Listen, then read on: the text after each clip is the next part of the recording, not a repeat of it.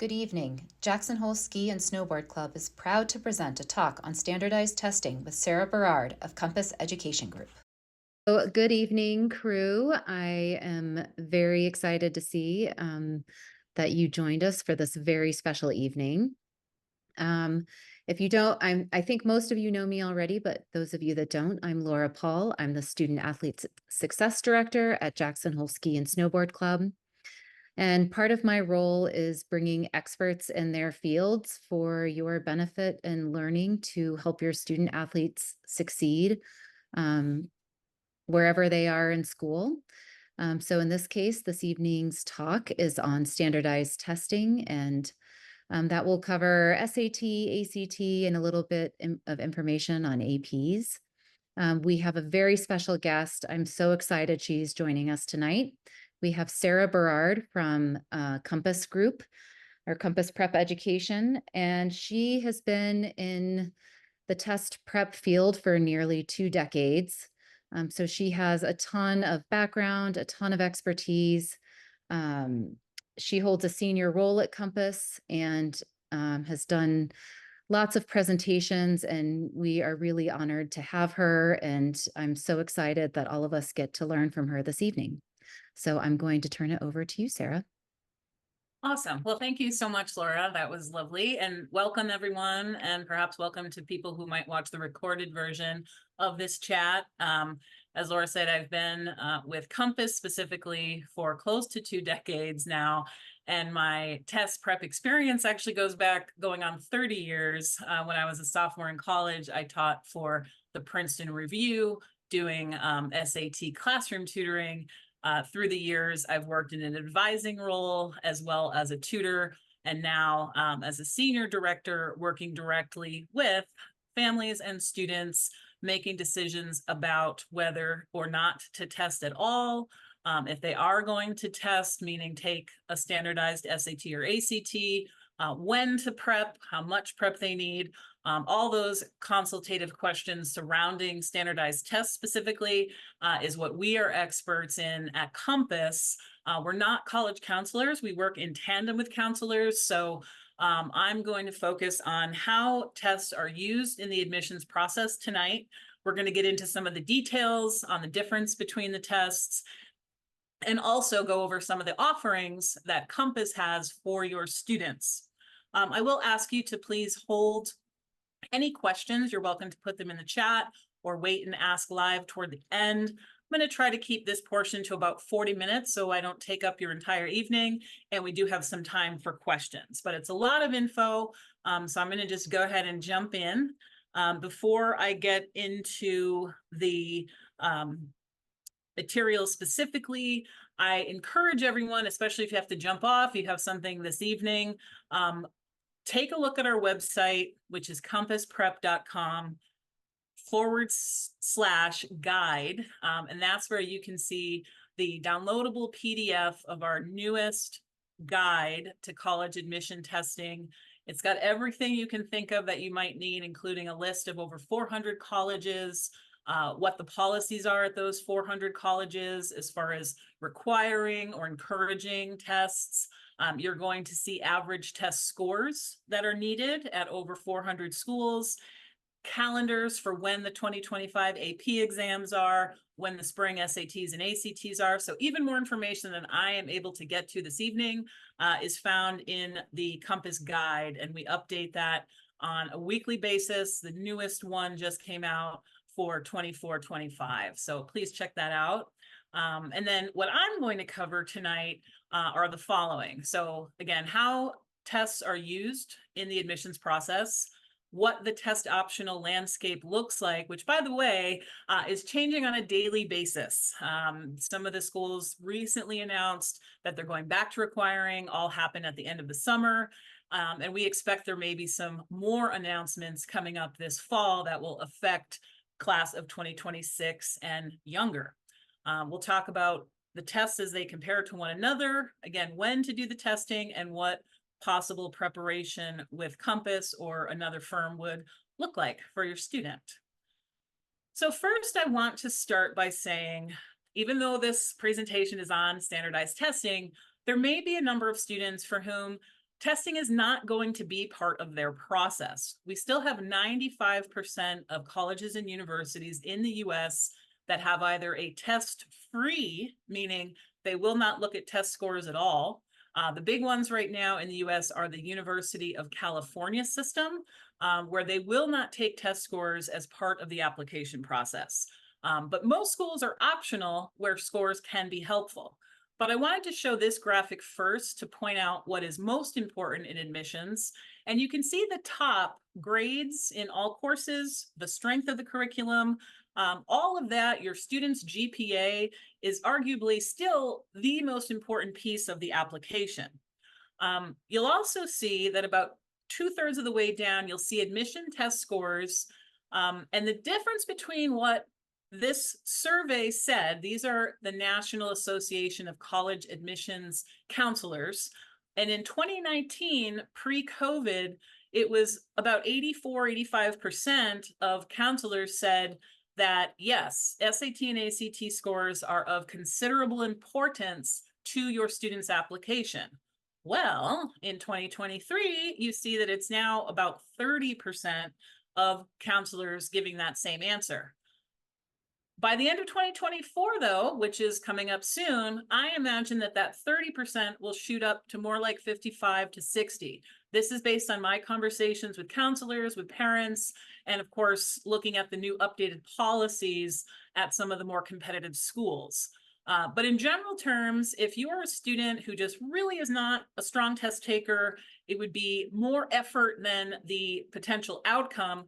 I even, again, this is my job to sort of sell test prep classes and one-on-one lessons. But occasionally I will advise parents and students to step away from testing if we don't think that with a reasonable program, the scores are going to go up enough to be helpful to the application. So again, just like to point out that not everyone should or will test, but if you are interested in testing, this is why testing is still considered and now newly required at quite a few competitive schools. This graphic and the next few slides will show you that. So back in 1997, which was the time that I was in college, the average 12th grade college-bound high school student going into school was applying with a B average. About half of college-bound applicants had a B, about 35% had an A of some sort. 10 years later, you have the A's slightly higher than the B's, right? So you actually have more applicants turning in a 4.0 or better than ever in history. And then even more specifically, you have students with A and B averages really diverging in the late 2010s. So going to 2010, that blue B, meaning a B GPA student turning in ACT scores for the colleges, that was 46, almost 47% of students with a B average, and just over 40% of ACT test takers self-reporting that they had an A.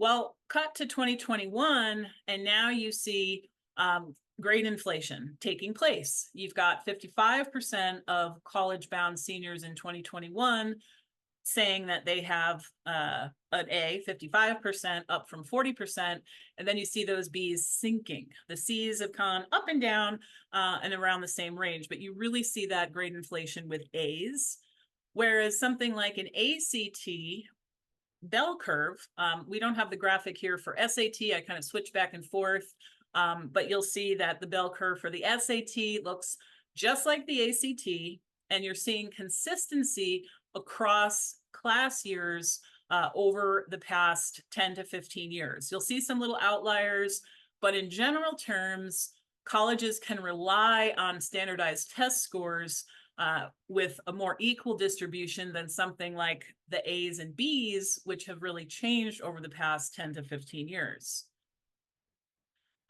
So when I talk to parents on the phone, sometimes they'll share PSAT scores, or they'll have the student try a Compass SAT, which I'm happy to set up. If you email me tonight or tomorrow, I can certainly start with practice tests for your student or put you in the right direction to obtain them yourself.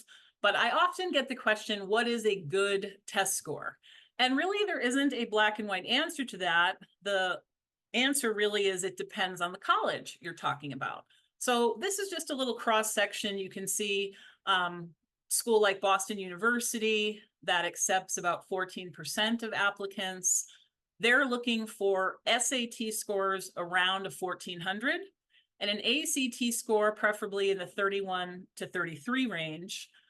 That middle 50th percentile does mean that a quarter of applicants were outside of those parameters. So a quarter are less than that low range. And then a quarter are actually higher than that high range, which seems almost crazy for a school like Johns Hopkins University. They're one of the new ones, by the way, just in the past 2 months that have returned to requiring test scores. If you want to apply to Johns Hopkins, you need a very high SAT or ACT score. And of course, that is also reflected with the admit rate of only 6%. Then if you go down the list a little, you'll see a school like Trinity College in Hartford, Connecticut. That has a higher admit rate of almost 40%. And therefore, the requirements for SAT and ACT applicants is a little bit lower. So again, it seems, especially if you're someone my age or the age of many of our parents, these numbers seem really, really high compared to how it looked in the 1980s and 90s. But these are sort of the new normal score ranges. And the good news is that with a solid test prep program, many students are raising their scores 200, 250, sometimes even 300 points, and that will get them up into that range. We, on our website, another page that I pull up all the time and I share with parents and students is the compassprep.com/college-profiles. And this is just the tip of the iceberg. You can sort it by whether the school does indeed require the test or if it's test optional. You'll see if you click directly onto the testing policy link, it'll take you to that college's website and it will explicitly explain what is needed for the application process. And you'll see, again, as much data as we can share that has been released by the college by going to our website and checking out the college profiles, sorted again by school name, whether the tests are required or not, what the admit rate is, and historical average scores. So that's again on our site. What is test optional has been an evolving question now for probably 15 or 20 years as soon as that became part of the admissions process. And what I'll show you first is the pre-COVID, pre-pandemic pie chart here, where back then, about 2/3 of colleges and universities, the 400 plus that we report on, did indeed require an SAT or ACT to apply. Then you had just over a third that were considered test optional. Schools you might be familiar with would be like Reed College, some of the New England schools like a Bowdoin or a Babson, they've been optional for years. And we would consider some of those pre-pandemic historically optional schools to be very open to the applicant without a test score, right?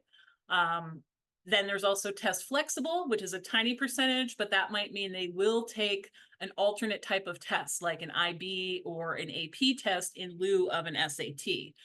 So reading the fine print on the websites of the college will help you there. And then now we have this newer world of multiple policies, and you see just 5%. By the way, that's growing a little bit. I think we're actually at 24 now. This slide is a tiny bit outdated. It's from the summer.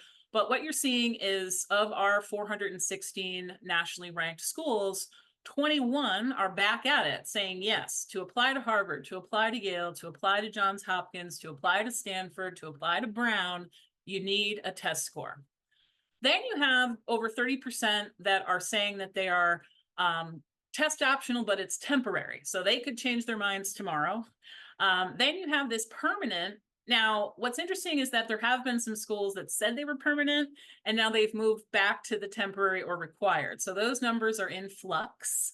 And then those 27 at the bottom, test-free permanent, The major numbers there consist of the UCs. If you're applying to UC Santa Barbara, UC Santa Cruz, or any of the Cal State institutions, they will literally not take test scores at all as part of the application. So you have different sort of shades of required versus optional versus even test free.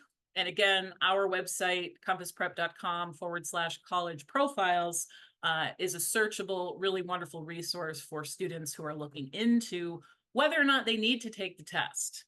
And more on whether you need to take the test. Many have probably seen the media coverage over the past year. In January, this article came out in the New York Times talking about how colleges have really stepped away.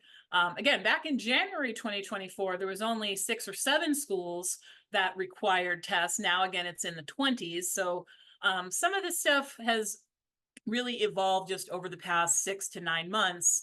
But this article talked about some of the research that actually, in a positive way, connects test scores as a better predictor of college GPA. So I know this is sort of a small graphic, but what you're seeing here is the correlation between SAT applicants who turned in scores. So if you look from the left to the right, you'll see 1,200, 1,300, 14, and 15 to 1,600. And the students who fell into that higher ACT or SAT score range are seeing the highest reported average college GPAs of almost 4.0. You're seeing 3.6 to 3.8, that sort of yellow cluster at the top.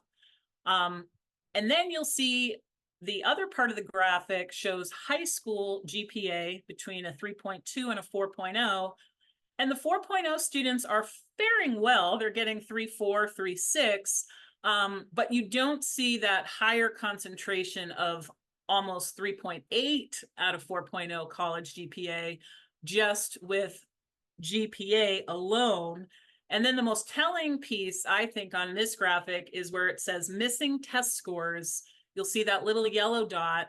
So these would be applicants who were accepted while they had very flexible policies, and they ended up with 3.2. I mean, I'd be pretty happy with that, probably, but again, not as strong as the strongest standardized test takers and applicants there. So those are some of the things that the New York Times provided. And then you had all of this sort of public discourse coming from colleges themselves. I'm not going to read every quote, but what you're seeing here is statements made from the president of Brown University, the dean of admissions from MIT, basically justifying that, yes, research connects that high test scores more reliably predict where students will end up at these more prestigious universities than GPA alone. So, these schools, again, that recently returned to requiring tests say that, hey, our evidence backs up the fact that an applicant with a super strong standardized test score is more helpful than GPA and an application letter alone. Dartmouth joined the club in February. Their statement said that they did research and confirmed again that standardized testing, when assessed using also the high school GPA and the other pieces of the application, is indeed a valuable element of Dartmouth's application process. And they went back to requiring rather than making it optional for the applicants.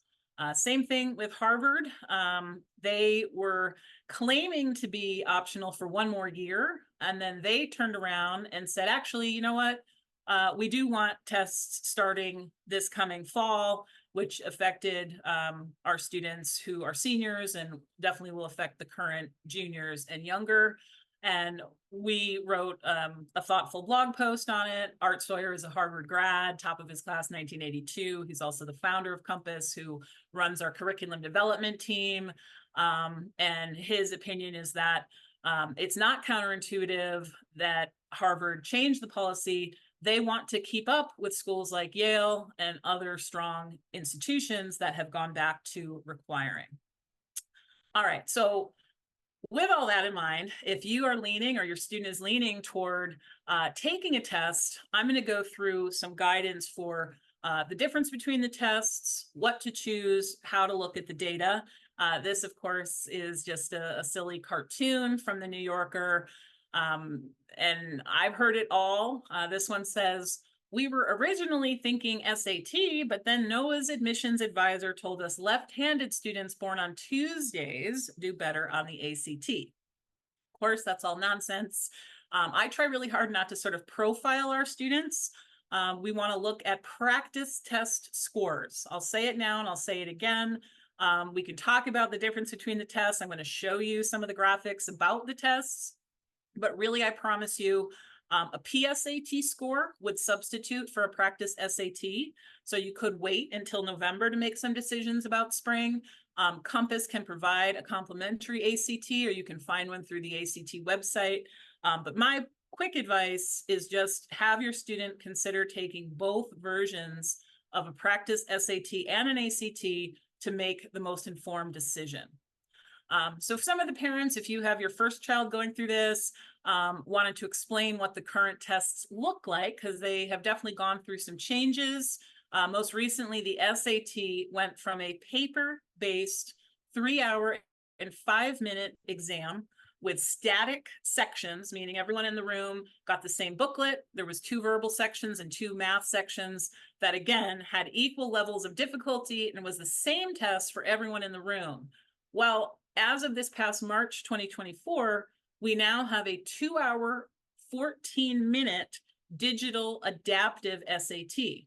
What that means is the test is shorter because there's a more curated pathway to the student's score.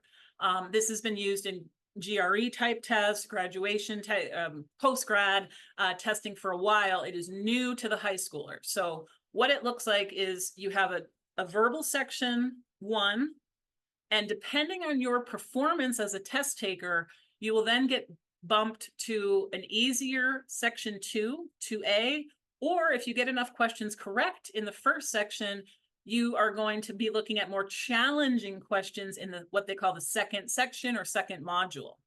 We'll go into detail on that in a second. So SAT has, again, 2 major scores. That has stayed the same since probably the parents were in high school. So you have up to 800 verbal and up to 800 math. A perfect SAT score is a 1600. The ACT has 4 separate subsections, all with their own score between a 1 and a 36. So you have English, you have math, you have reading, and then the 4th section called science, which is unique to the ACT. They all get a score between a 1 and a 36, and then all 4 sections are simply added together and divided, so averaged to get your composite. We're going to look at a concordance chart, but I'll show you how SAT and ACT scores compare. That can help students make decisions about choosing. Now, there in the gray, it does say optional essay 40 minutes. You do not have to do the essay anymore. The SAT does not have an essay, so therefore the colleges certainly are not requiring essays just from ACT applicants. So you do not need to have your students write the essay. It will just be sort of a neutral piece of their profile. If you did sign up for an essay, it's okay. But the essay portion is no longer used in the admissions process for on the college side. So more specifically about adaptive, this is new to you and people are curious. Here is a graphic of what the 2 different modules look like from the test taker's perspective. The color coding there, the gradient shades, the lightest gray is for easy. The sort of medium shade is for medium level questions. And then the darker sort of bluish gray are the harder questions. So again, with an adaptive exam, every student takes the module 1, which has this equal distribution, a little bit of easy, a lot of medium, and a little hard. And if they get to the harder path, they are going to be challenged with 10 very difficult math questions, or only 3 if you're on the easy path. But what that does is it caps the score, right? So a student who's on the easier path would get a possible top score of around 630, 640, 650. Whereas if you're on the more difficult path, you can go up to 700 plus. So It's your performance on the first section that determines your second module. And so we work with students on making sure they get to that second module. And then, of course, depending on where you are in the test, there's going to be different ways to approach difficult questions as opposed to the easy ones. But that's what adaptive looks like. And then you have just a quick, I'll go through this quickly because I want to get more to the advising piece, but a side-by-side of the current ACT versus the current SAT and PSAT. By the way, for those of you who are thinking about PSAT in October, what's also nice about the brand new adaptive version of the SAT is that the PSAT and the SAT are now the exact same length. So everything you're seeing here applies to both the PSAT and the full SAT. The only interesting little difference is the top PSAT perfect score on verbal and math respectively is a 760. So you can't go to the full 800 unless you're talking about a full SAT. PSAT is 760 and 760 for a perfect score. SAT again, 800, 800, and then ACT perfect would be 36s across the board. So this is just showing you that there's 10 more minutes of math on the SAT and the PSAT. And you also have more time per question. That's that bottom column, almost a minute and actually over a minute and a half for the SAT math questions and just 60 seconds for ACT. Now, some students who end up liking the ACT would describe ACT as more straightforward. Therefore, you can get through the questions faster. Again, practice tests will answer these questions. You don't have to necessarily overanalyze this data, but it's good to share with students and parents who are doing their research. So with the verbal, you have only 64 minutes of reading and grammar. ACT, you have over 100 minutes because we've got English grammar, we've got reading passages, and we have 35 minutes of science, which does use a lot of reading and analytical skills. Again, only 40 seconds per question on the ACT side and a full 70 seconds for the SAT. But again, the kids that like ACT often will describe ACT as more straightforward, and they don't mind the speed at which they have to attack the ACT. All right, so here's my favorite, the concordance chart. I use it on a daily basis several times. And what this does is it just helps students make a decision about which test to pursue based on their score. So follow along with this little animation here. This would be a student or a parent calling and say, hey, you know, we have an ACT practice test or a pre-ACT of a 22. And then, you know, she got a 1200 on her PSAT or latest SAT. What do we do with that information? Well, again, colleges, I promise you, do not have a preference for one or the other. They're just looking at the value of the score. So according to the concordance charts, a 1200 shows that that student is stronger out of the gate on the SAT. A 1200 is similar to a 25 in the land of the ACT composite. So for this student, I would point her toward the SAT as her test of choice. You might have a super strong test-taking young person who gets a 31 on the ACT and a 1400 on an SAT or PSAT practice. And that person can choose either one, okay? So if it's in that judgment call middle band, we'll talk to the student about which he or she prefers. We'll talk about, you know, which dates make the most sense and move forward from there. However, there's also some changes on the horizon for the ACT test. As a test prep advisor, I am not thrilled about that because we just dealt with the SAT going through a big makeover. However, the ACT wants to catch up. So what they're doing is taking their 4-section classic ACT and moving to a new version which debuts in April of 2025. However, for my junior parents and junior students watching this, the current full version, which we are calling the classic ACT, classic ACT represented by a blue dot, that's going to be ready to go all the way through July of post junior year. So the new ACT is debuting in April, but it's electronic.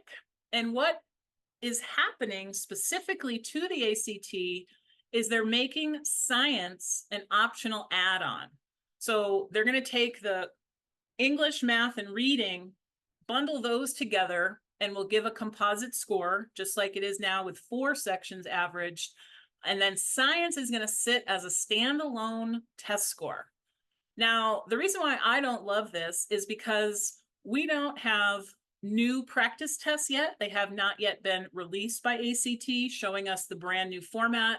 And also colleges who are just basically deciding whether they want to accept tests or not have not made any statements about whether they'll want the new version with or without science. So we think the safe bet is to stay with the classic ACT paper if you're a current junior, class of 2026, and try to get in all of your administrations by July so you don't have to deal with the brand new version of the ACT. So that is our current advising on the new ACT. But again, rest assured that everything in October, December, February, April, June, and July, going into junior year and beyond, can be taken in its current form. So this graphic just, again, kind of talks through the choices for juniors for class of 2026. We did an extensive blog post. You can check that out on our website. It's called Smartest Testing Choices for 2026 Students. And what you've got is the SAT as our slight winner here. That's the number one. But I have about 35% of my active students right now that I'm personally advising going for ACT. They like the sort of old school version. They like the paper version.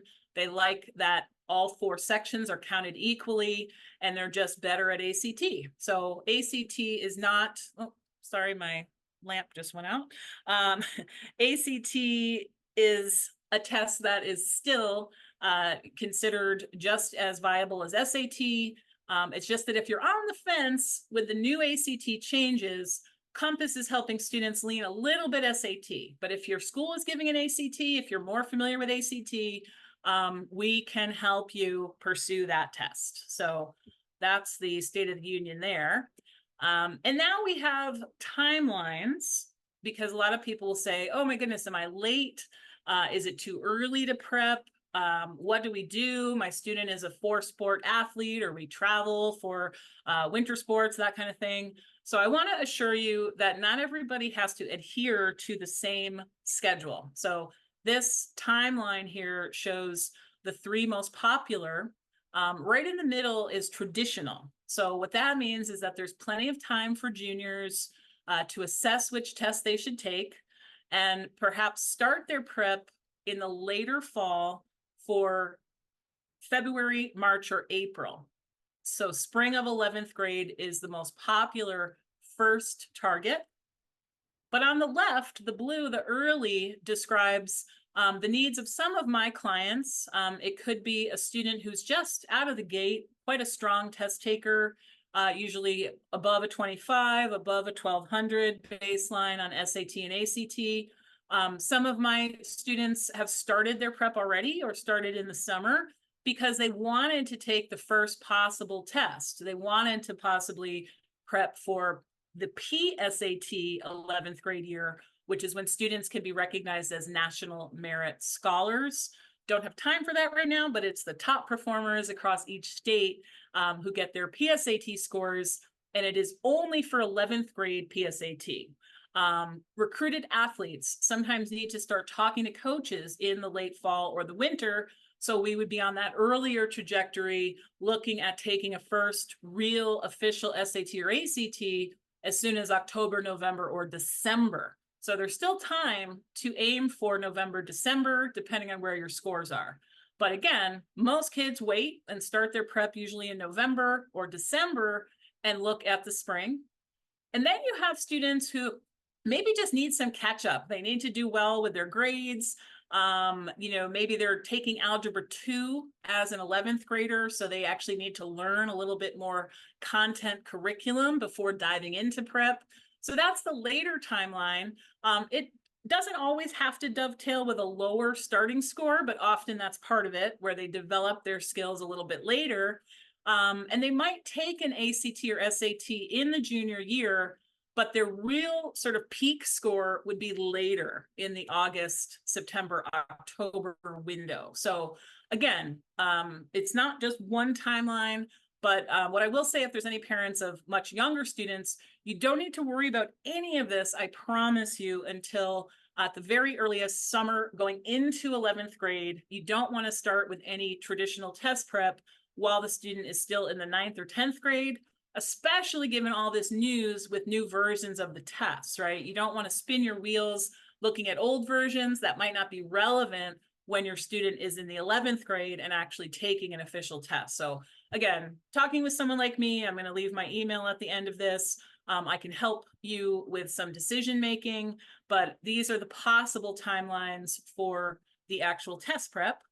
And we'll talk about what that is. What can we do to help improve scores? And a lot of people ask, well, what do you actually do in the lessons? My student really has trouble with reading, or, she's in calculus right now, doesn't remember the geometry and the algebra 1. So this is what test prep includes. And I talk often about curriculum and content. There are some just black and white facts that every student needs to know to do well on the SAT or ACT, reviewing the grammar for ACT English, the grammar for what the SAT and the PSAT call writing or writing in language. You have to review the content in order to know what to expect on the test. You also need consistent strategy. So command of strategy is by and large the most important thing. Of course, you need that content, but once you're really looking at performing and improving your score, working with a tutor, working on your own with practice tests, being consistent with your approach, even if your young, active teenage brain thinks it's definitely letter B, well, you might be correct 75% of the time without a test prep person telling you how to go about answering the question. But if you're hoping for the highest scores on these tests, taking those extra steps, always using process of elimination, using the electronic tools for highlighting, all those things that help students cut down on errors comes from being consistent with strategy. Then, of course, kind of going in clockwise order, time management has to do with understanding what the test is putting in front of you, where the questions show up, so you know where to spend a little less time and a little more time. And without that insider knowledge from a test prep type company, a lot of students will just spend an equal amount of time on every question, which is not a good idea, right? Because if it's an easy question on the ACT math, it might be 20 seconds, 15 seconds.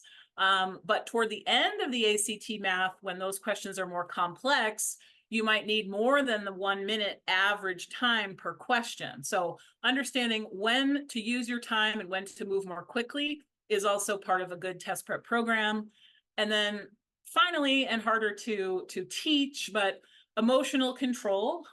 Many students and parents alike get anxious about testing. And so, helping students by exposing them to lots and lots of test questions, getting them super prepared and comfortable with the test helps alleviate the anxiety. And then, sometimes coming up with individual strategies. I had a young man who would always sort of bomb his first section on the SAT. So we came up with a new habit for him, which he would actually take a section at home before he went and took a real test. It just sort of warmed him up and he had better results that way. Other kids need those extra 40 minutes of sleep and they would have no interest in doing an early morning practice run for the SAT. But for that young man, it worked quite well and his numbers really improved. So some of the inside baseball, the knowledge that I would like to share, we're not going to go through every ACT or every SAT section. I'm just going to show you two because I think they really clearly illustrate some of the things that you wouldn't know as a young test taker if you didn't have this information. So this colorful graphic here represents 11 different ACT English completed sections where the lighter, the darker green means that more students got that question correct. And the darker sort of orange and red indicate that most students got that question wrong. And this graphic is interesting because you can see, like in form code K, these are real previously administered ACT English sections, by the way, that we use as part of our testing process, our tutoring process. You can see in that last section, questions 3, 4, 5 were really hard, right? You've got hard questions sort of interspersed throughout all 75 ACT English questions. Now there's a little more red at the end, but that's because many students run out of time. So it also affects accuracy when you're at the end. But when you look at this slide as compared to the next one, I think you'll see why I'm pointing out that this information is really important for the student to understand as a test taker, because math does not look like ACT English. ACT math looks like this. And what you're seeing is a much more sort of clear gradient climb to the harder questions. So for students who might struggle a bit with math, it might make more sense for them to put more effort on the first 40 questions and actually either just guess and move on or cherry pick and attack only some of the hard questions. For my students who need a really high ACT math, they can't really cherry pick at the end, but what they would do is work on providing themselves with extra time at the end so that they can get through the more difficult ACT questions and move more quickly at the beginning. With ACT English, you can't really do that. All the questions need a somewhat equal approach. ACT goes in a more traditional order of easy, medium, and difficult. And then for the parents out there thinking of investing in all of this good stuff when it comes to test prep, we like to share a couple examples of scholarships. This is kind of based on one of our real students. She's a Washington, D.C. area student.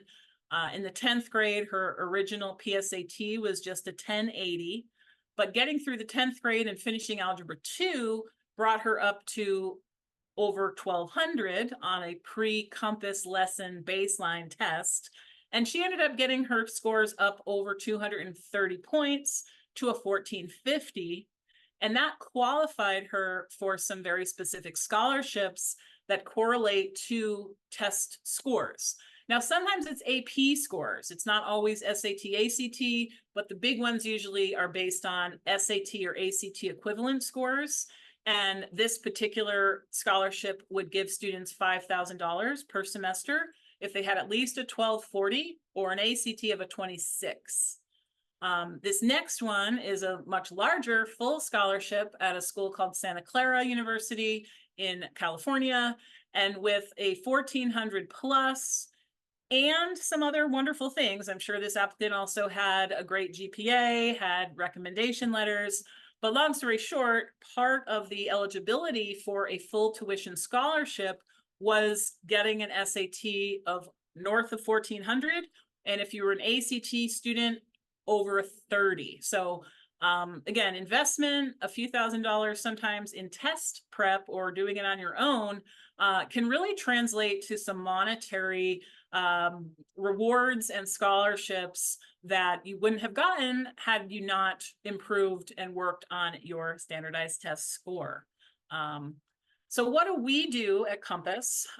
As mentioned at the beginning of this chat, I'm a full-time program director. I manage several dozen of our one-on-one tutors, and we do a lot of work over Zoom. We only have in-person instructors in limited areas, New York City, Los Angeles, and San Francisco, a few in Chicago. But all over the country, we've been doing successful online one-on-one instruction since well before the pandemic, basically 2016, 2017, as soon as Wi-Fi got more reliable and people started video chatting. We spread all over the country doing really successful one-on-one programs that are curated for the individual student. We usually start with practice tests or an assessment, and then I'll make a recommendation for a student or family. And usually that looks like a runway of about 3 months of prep, sometimes a little shorter. I took a last minute call today for the October 5th SAT for a senior, and we're going to squeeze in probably 6 or 7 meetings in the next 3.5 weeks. But a typical slow and steady program for one-on-one is a weekly lesson. So there's homework after each lesson. And then to really check on progress, we do monthly full length practice tests along the way when a student is doing a one-on-one program. We also have AP offerings. This slide shows our April AP review course, which has a teacher going over a practice version of those particular tests. So there's some that are not on there. If you need something like physics, that would be individual tutoring only. But our group AP classes are a really reasonably priced way to get into AP instruction. And some of my clients will supplement something like our AP review courses with a little extra one-on-one when needed. But we do help many students with AP exams. Sometimes we help students where the AP test is not officially given at their high school or they're not in the AP course. So we'll help them get ready for their own process of prepping for the AP. Other times they're in a school that offers AP classes, but they're not connected with the teacher, or they just feel like they need extra help on the test taking piece of a successful AP exam. So again, we do one-on-one for APs, we do one-on-one for SAT, ACT, and then we have these group classes. The next slide actually shows that we are now moving into group SAT and ACT classes as well.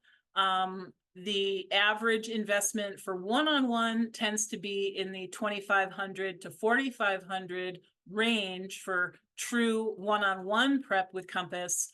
But a course of 20 hours, including all of our proprietary curriculum, full-length tests along the way, and an equal and thorough look at the math and the verbal side of either the ACT or the SAT is $995 all in. So I'm proud to say that in my many years with Compass, I've advised students in both ways, and we have added the classroom option to reach a wider audience and provide more of an affordable approach to test prep, because, you know, again, the one-on-one pricing can add up.